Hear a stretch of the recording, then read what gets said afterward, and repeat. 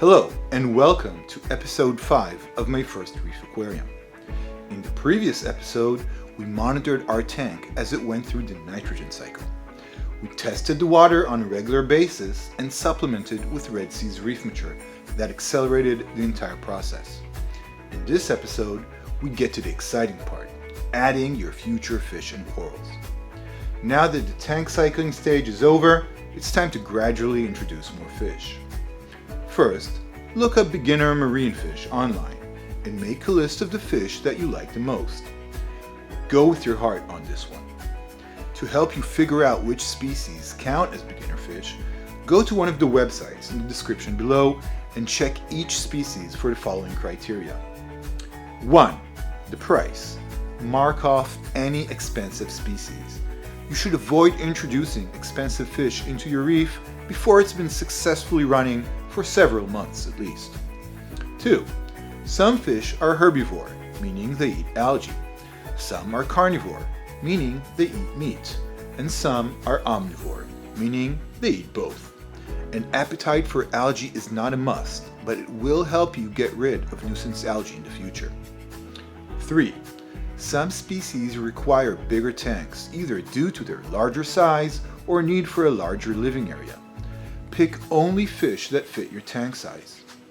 4. Unless you're planning a fish-only tank, always pick fish that are labeled reef safe, which means that they don't eat corals or nibble at their flesh. After you've taken out a few options, go to the fish compatibility charts and check that your remaining species get along with each other. Make sure they do, because if one of these fish turns out to be a troublemaker, removing it from your tank won't be easy. Now that you know which fish you want, you pick a fish store.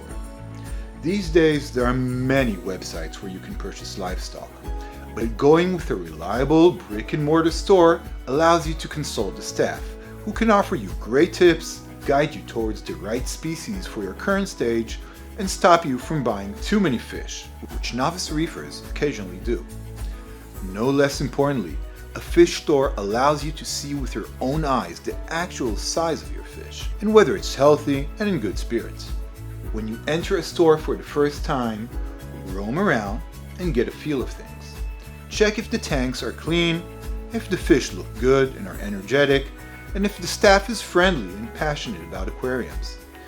If the answer to all of these is yes, you are probably in the right place. Ask the staff if the fish have been quarantined when they arrive to the store. Fish may carry diseases and parasites with them, so if the store doesn't quarantine, maybe it's best not to risk it. When picking a specific fish, always aim for the following. 1. The fish has to be reasonably fat, or at least not too skinny. 2. It has to be a vital swimmer. If it's a species that doesn't move much, it has to be a vital sloucher. 3. Its fins should be intact, with no bite marks. 4. The fish should have an appetite. Ask the staff politely if they can feed it a little. They will usually agree. We begin introducing our fish one or two at a time. Before we place a fish in our tank, it is recommended to slowly acclimate it to its new home, the same as we would do in a freshwater aquarium. If a week or two have passed and the fish looks healthy, we can add one or two more.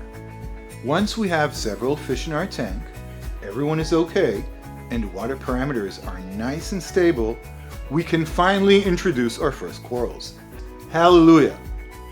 There are 3 main types of corals: soft corals, aka softies, large polyp stony corals, aka LPS, and small polyp stony corals, aka SPS. As a rule of thumb, start your reef keeping career with softies and LPS corals. SPS are more demanding, so wait until you have more experience before adding them to your reef. Look up beginner corals online and check for the following criteria. 1. The price. Again, avoid any expensive species until you're a more experienced reef keeper. 2. Growth rate.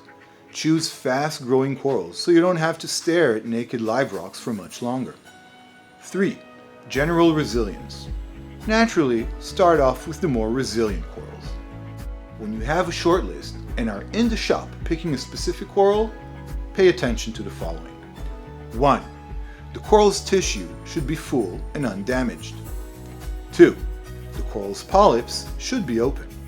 If they're not, it doesn't necessarily mean that there is anything wrong, but do your best to see what the coral looks like when its polyps are open. 3. Make sure the coral has been quarantined.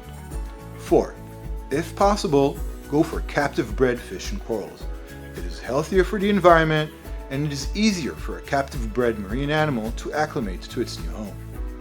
Now, whether it's coming from a store, an online vendor, or a private hobbyist, a new coral can carry tiny unwanted hitchhikers that are mostly invisible to the naked eye. The first thing you do with any new coral is dip it in a cleansing solution, such as Red Sea's Dip-X. For more detail on cleansing dips, see the video in the description below.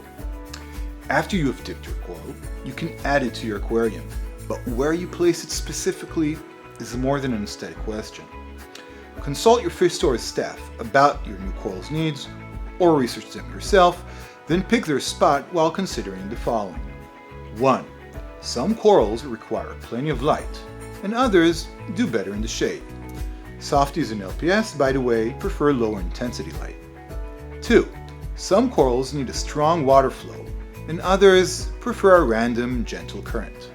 Regardless, never place your coral next to the return outlet or anywhere else with a strong and direct flow, since it can harm the coral's delicate soft tissue. 3. Corals can grow high, wide, or both. Some even encrust themselves around complete rocks. See pictures of what your coral will look like when it's grown a bit and plan accordingly. 4. Space the corals reasonably apart so they don't encroach on each other. 5. Some corals can simply lay on the substrate, but others need to be glued to the live rock. Always use a commercial reef-safe glue that is specifically made for gluing corals. And look at that, we've created a coral reef aquarium. In our next and final episode, we learn how to maintain it. See you there.